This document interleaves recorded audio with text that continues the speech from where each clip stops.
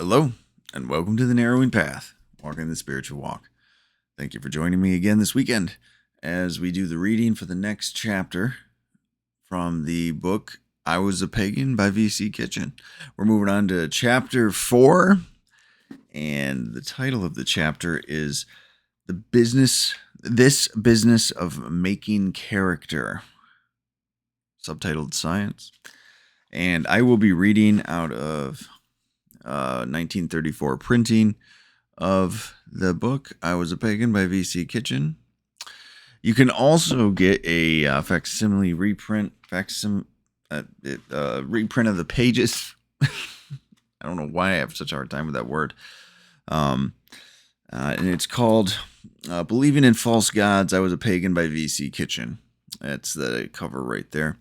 I usually do the highlighting and everything in that book, obviously, because I want to keep the integrity of this book. But so let's get to it.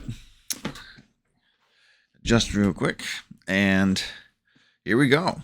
This is chapter 4 of the book I Was a Pagan by V.C. Kitchen, titled The Business of Making Character. This business of making character, science. Finding that schools of philosophy offered nothing but an endless merry-go-round of sterile thinking and futile debate, finding that the church had either ceased to have an effective message or had lost the art of passing it on, I, like so many of this age, turned to the school of science. I knew that, on the physical level, the body was to absorb violet rays in order to grow. Similarly, on the intellectual level, the growing mind was to take in rays of learning from more developed minds. To grow morally and thus really begin to live in my third or theistic scheme of life, I felt that I needed some kind of spiritual ray to stimulate my dormant soul. Spiritual awakening. It was clear that this spiritual light was not shining into my soul. Science, I thought, might show me a way. Might show me why. It occurred to me, for instance, that sunlight could not penetrate a dense body, that the rays from a learned brain might not penetrate a dense mind, and that perhaps a spiritual light, if any such thing existed, could not penetrate a dense character. My pagan nature was, perhaps, too coarse, too sullied, selfish, and sinful to be sensitive to any spiritual environment, or to let this light of truth shine through. I could see more, I believed, if, somehow, I could clear myself up much as I would clean a dirty window. And even though, like Drummond's thermometer, I might have to rely on some outside force to send my moral mercury up to a new level, I would still, I thought, have to undertake a course of self-improvement. I would still have to clean the glass before those rays of outside force could reach me. Here, I was sure science could be of great help to me, for scientific books on self-improvement could be counted by the score. The first step in clearing oneself up, I thought, and especially in clearing up society, was to clean up one's physical surroundings. If a man were born into an atmosphere of cleanliness, fresh air, and loving, intelligent care, all other things being equal, he should have a better chance to develop refinement and clear moral vision than if his seed had fallen into the filth, neglect, and darkness of the slums. Sociological control of the environment, supplemented, if possible, by eugenic control of the seed itself, would be the first requirements in my scientific course of soul culture. The growing principle as well, I believed, should be strongly stimulated, and this stimulation, I decided, could come through the inspiration received from good books, good schools, good churches, and good men. Especially essential seemed the inspiration of example. The example of some full-grown soul we could look and work towards as we moved along the line of growth. As the books on how to succeed would say, set a goal, desire it with all your heart, work towards it with all your energy. I would have to have a definite goal to desire and work for, and despite my previous disdain for churchmen, I felt that the moral scientists could well borrow their example and set up the goal of Jesus Christ. I considered the separate steps by which I must refine my nature in order to grow in that direction of a Christ-like character.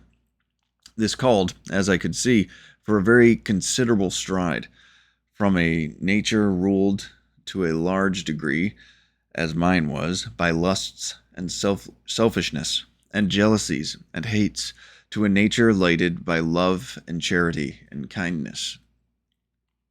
Despite the emergent possibilities of evolution, this new character, I felt, represented too big a jump to pop into existence full-born. It called rather for an evolution by slow and gradual stages.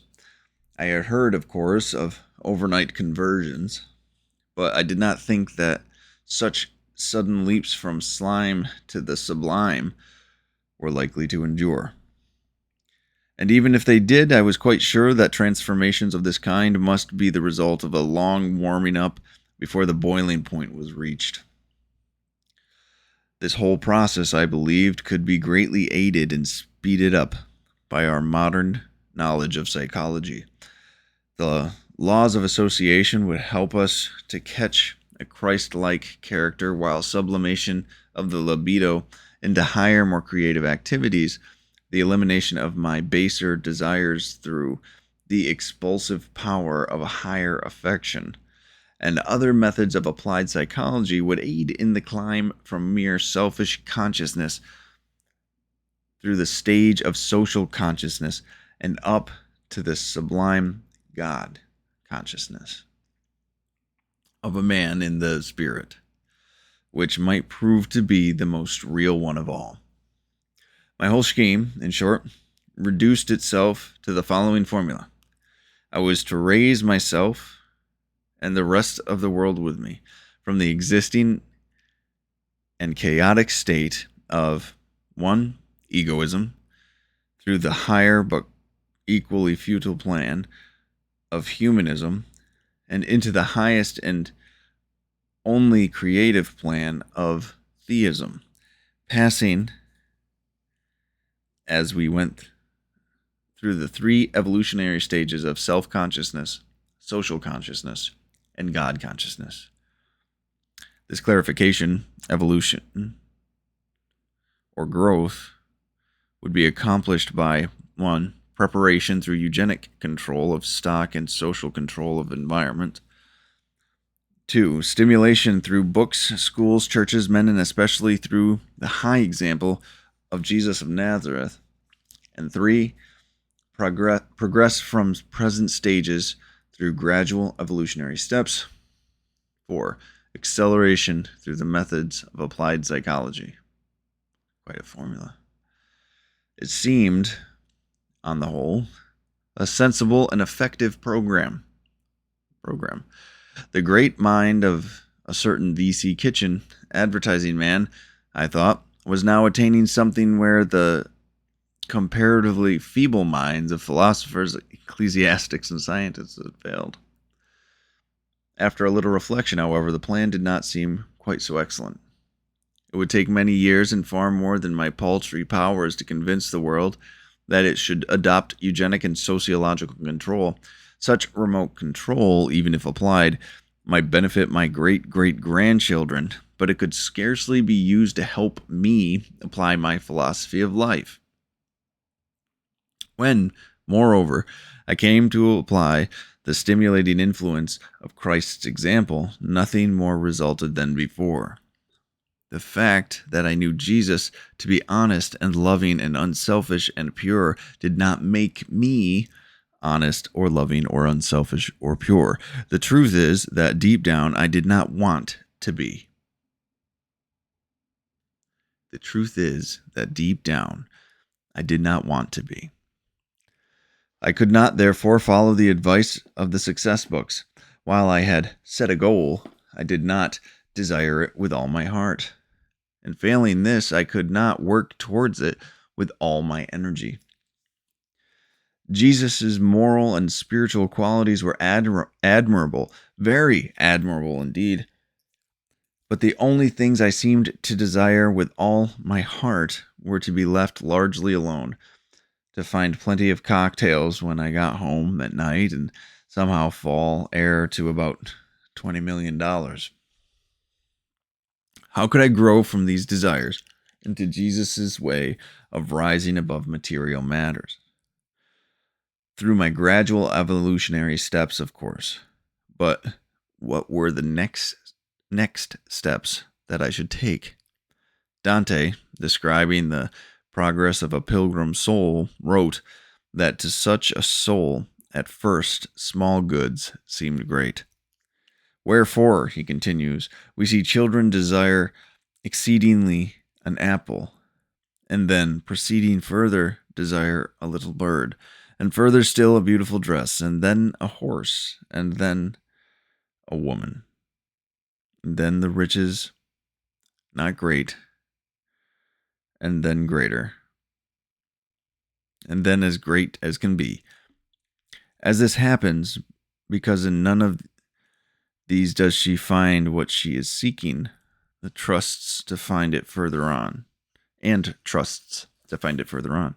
These indeed are evolutionary steps, and that indeed has been my own soul's evolutionary history.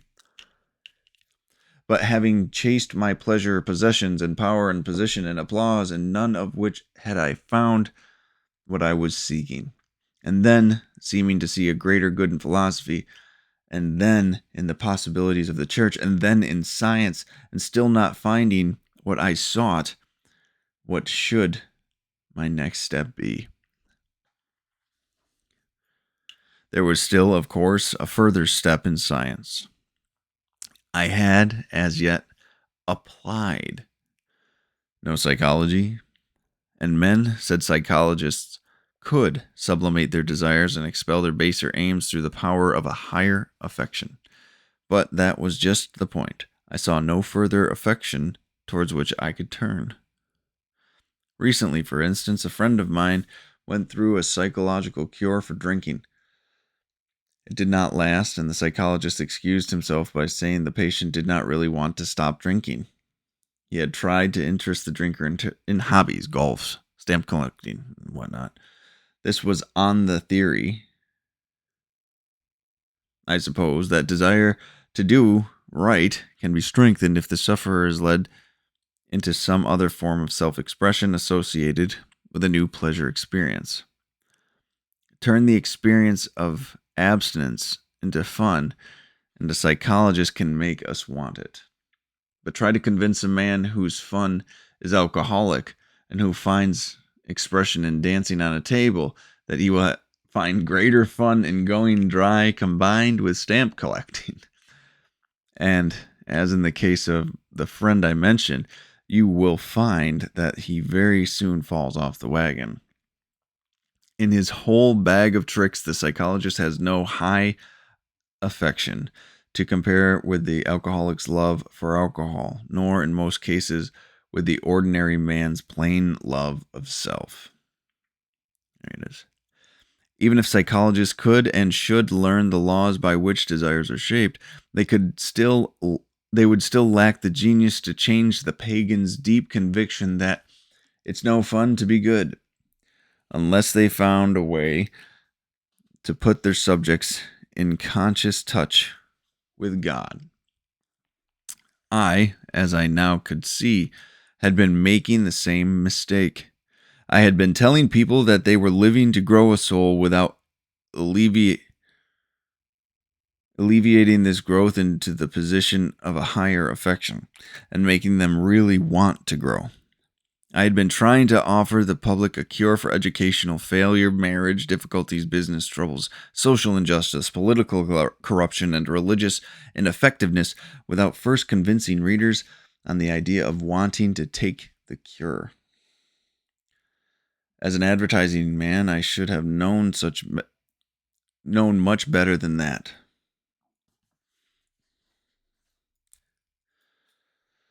Arouse desire is the first commandment of my trade. I had, of course, done what I could to arouse this desire. I had written my entire book of what we call reason why copy.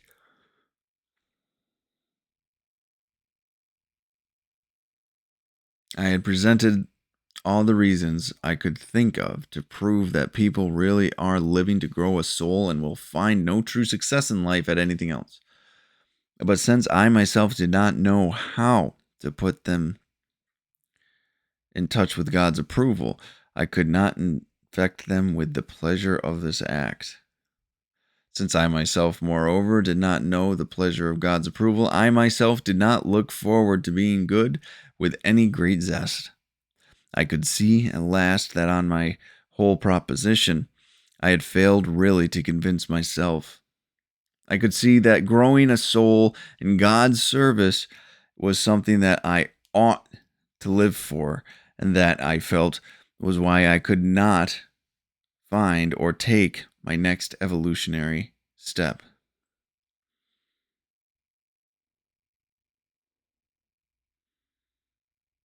Science says that we evolve by adaptation to environment, but it does not say just how you adapt yourself to an environment with which you have never come in touch.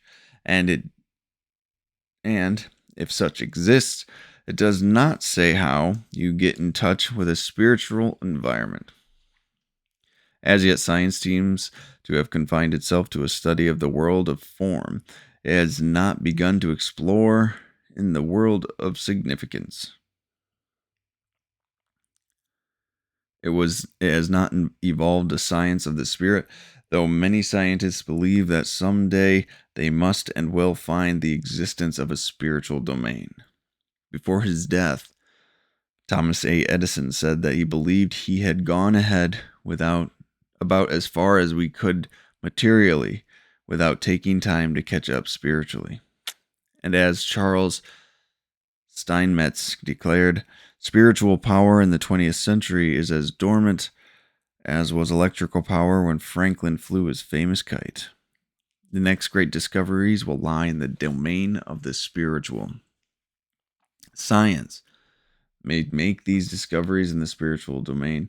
The scientific discovery and application of spiritual power at some dim and distant date may benefit my children's children's children, like the adoption of eugenic or sociological control of birth and environment. However, that could scarcely come to pass in time to start me growing my own soul. While science theorizes about future generations, the present civilization makes speedily for chaos. When I realized all this, I began to see that until I myself was straightened out, until I had solved the problems of my own life, there was really nothing I could do to unravel the tangles of the other fellow. And that is it. That's a lovely chapter. I love that. It's got